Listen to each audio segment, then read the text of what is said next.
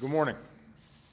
Yesterday I updated the American people on the immediate steps we took, the increased screening and security of air travel to keep our country safe in the wake of the attempted terrorist attack on Christmas Day.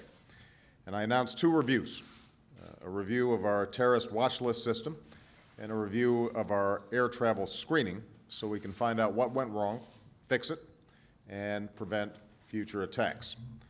Those reviews began on Sunday and are now underway.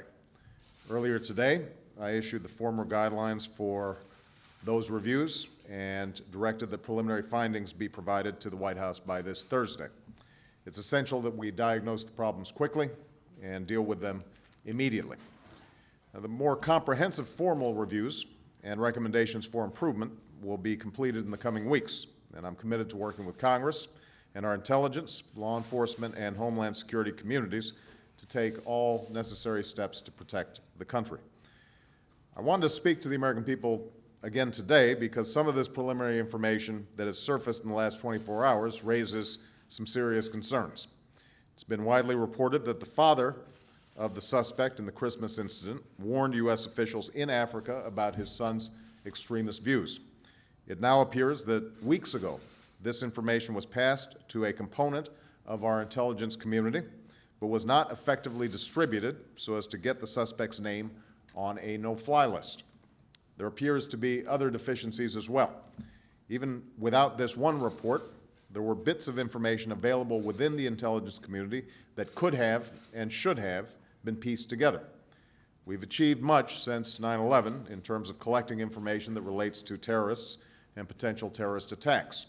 But it's becoming clear that the system that has been in place for years now is not sufficiently up to date to take full advantage of the information we collect and the knowledge we have.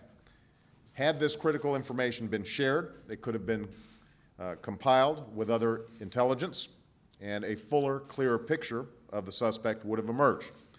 The warning signs would have triggered red flags, and the suspect would have never been allowed to board that plane for America.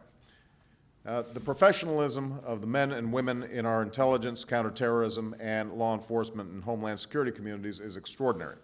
They are some of the most hardworking, most dedicated Americans that I've ever met. In pursuit of our security here at home, they risk their lives day in, day out in this country and around the world.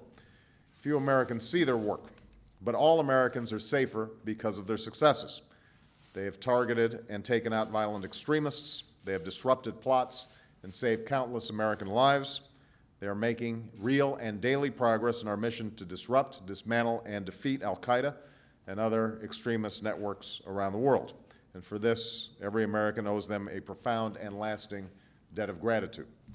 Moreover, as Secretary Napolitano has said, once the suspect attempted to take down Flight 253, after his attempt, it's clear that passengers and crew, our homeland security systems, and our aviation security took all appropriate actions.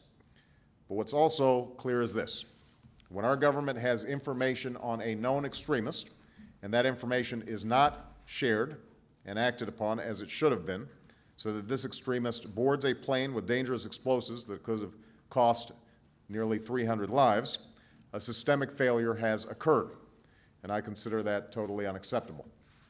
The reviews I've ordered will surely tell us more, but what already is apparent is that there was a mix of human and systemic failures that contributed to this potential catastrophic breach of security.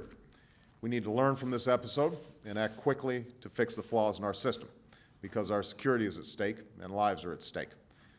I fully understand that even when every person charged with ensuring our security does what they are trained to do, even when every system works exactly as intended, there's still no 100% guarantee of success. Yet this should only compel us to work even harder, to be even more innovative and relentless in our efforts. As President, I will do everything in my power to support the men and women in intelligence, law enforcement, and homeland security to make sure they've got the tools and resources they need to keep America safe.